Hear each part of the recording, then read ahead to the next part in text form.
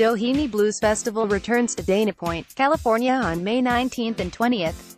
Dana Point harbors the good life, and Doheny Blues is one reason why.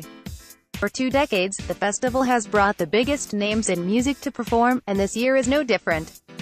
24 acts on 3 stages over 2 days makes the Doheny Blues Festival one of the most popular in the area. Festival founder Rich Sherman on stage at Doheny Blues.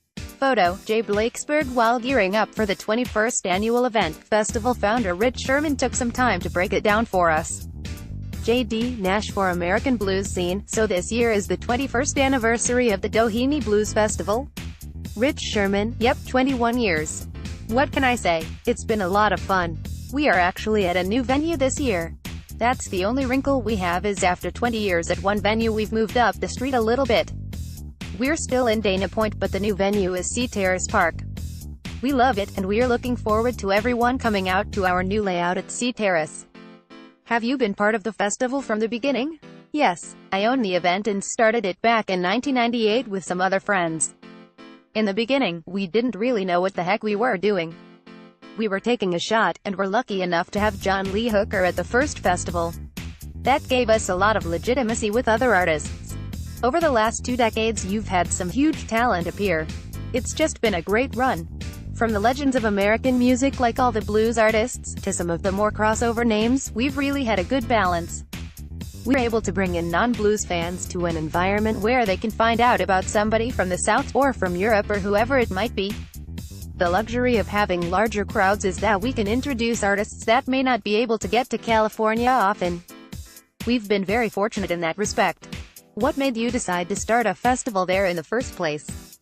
We were originally approached by some business leaders in Dana Point. I live nearby and grew up in this area of Southern California. These business owners were also music fans, and felt that the town was ripe for hosting an event like this. I think they had looked at the Waterfront Blues Festival in Portland thinking if they have an event on the water, we can do the same thing on our waterline. Naive or not, we gave it a shot. We started with a couple stages, some food vendors, and sponsorships from local businesses. There was a lot of risk-taking in the beginning. We were probably too naive to know what those risks were at the time. This was also at a time when some of the larger music festivals weren't around yet. We think about it now and every state has something for everyone. Back then, there wasn't a lot of festivals to choose from. There was no Coachella, or anything like that yet. Artists like Mavis Staples and Buddy Guy can play at some of the non-blues festivals out there, and they have big budgets for talent, so it makes it challenging to schedule artists each year. When we started Doheny Blues, the artists we were targeting weren't playing on lineups with crossover rock acts, there was just less competition. We probably did not see that the concert industry as a whole was going to gravitate towards outdoor events. There are 1,000 or more festivals now, just in North America. I'm located in Kansas, and our festivals are much smaller, but there are still several of them a year. It's been an interesting shift for artists, because as they make less money on recorded music, they need to tour more. Festivals have helped out with that, and more power to the artists, they need to get paid. Out here on the West Coast, San Francisco Blues was an anchor date for many, many years, as was the Long Beach Blues Festival. Whatever reasons you can name, whether those events evolved or didn't, they just went away, which is a bummer for the fans and for the musicians. Bonnie Raitt at Doheny Blues May 2017 Photo, Blakesberg with blues being a smaller musical genre than rock or pop for example, I like how Doheny fills in slots with artists that still complement the genre. Larkin Poe is a good example of that. They're a young band who very smartly utilizes social media to connect with their younger audience. In that way, they're able to introduce them to the artists that inspired the band. They cover Howlin' Wolf, The Stones, George Thorogood, whoever it may be. I think the tribute songs they're doing, combined with the video vignettes, has set them apart. We need artists like that, who can reach a new audience. We expect some of their fans to come out to Doheny Blues, but we also expect the artists to awaken the more traditional blues fans too. You have to tip your hat to an act who is inspired by early American music. We're happy to have them. The record company played here a couple years ago, and they're on a similar path. It may be more rock-based, but there's a blues element to it. Certainly they've made their way onto lineups across America. There are a lot of acts out there like that. Grace Potter, the Black Crowes, Sharon Jones, Charles Bradley have all played here. Unfortunately, Sharon and Charles have both passed away recently, but it's nice to have that mix of music and to be able to appeal to various fans. That's what we're thankful for at Doheny Blues. Will you still have multiple stages? Yes, we've always had 3 stages. Actually, because of the new venue, we're still working on our layout. We want to make sure that we're a good neighbor. The new venue is closer to some neighborhoods, and we want to make sure that when we move here we do so for 20 more years. That includes the back porch stage? Yeah, that kind of started as a cue. Our idea was if we are booking Bo Diddley on the main stage, let's see if we can get him to answer some questions on this other stage. We put some live music up there too, but it was really meant as an intimate way to get closer to the artists. That concept spread like a wildfire. Then we started actually booking that stage just for itself.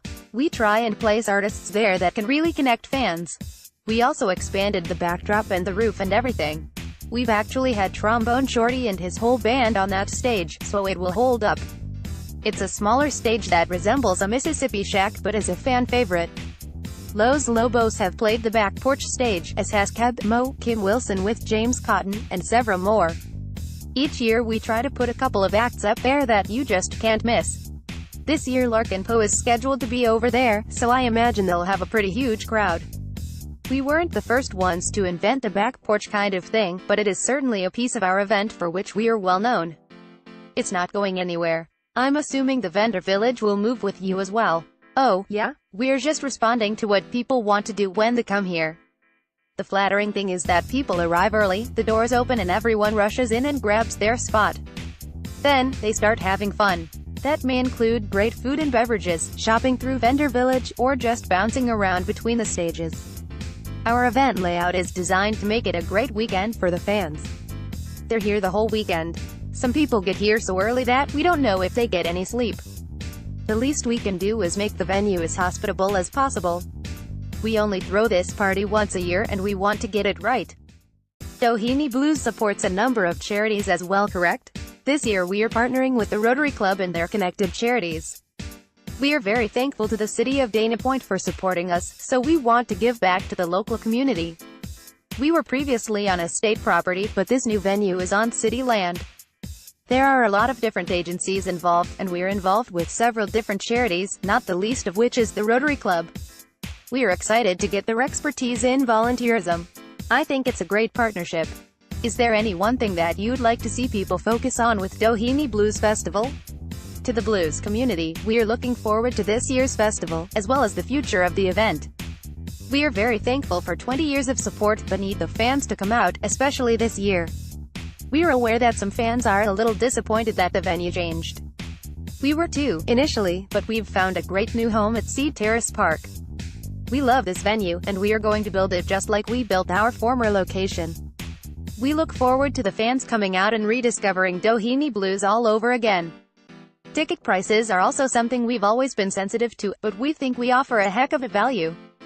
We have an audience that loves blues, roots, and soul music, which is really niche music genres, but the reality is that talent fees have gone way up for festivals, just because there are so many festivals out there now. It's a competitive business and there's nothing we can do about that. Plus, the cost of insurance, security, police services and the like have also escalated, and we are just trying to stay in line with those escalating expenses. Still, we feel that we have a great value. We always try to mix it up with some great crossover names, a big list of contemporary blues, and a handful of acts you may have never heard of before but will get blown away by. We're certain we'll have something for everyone, and we look forward to the blues heads coming out and enjoying this year's festival. I'm buying the first beer. Tickets are available here. Enter to win VIP passes, music, blues tees and more here.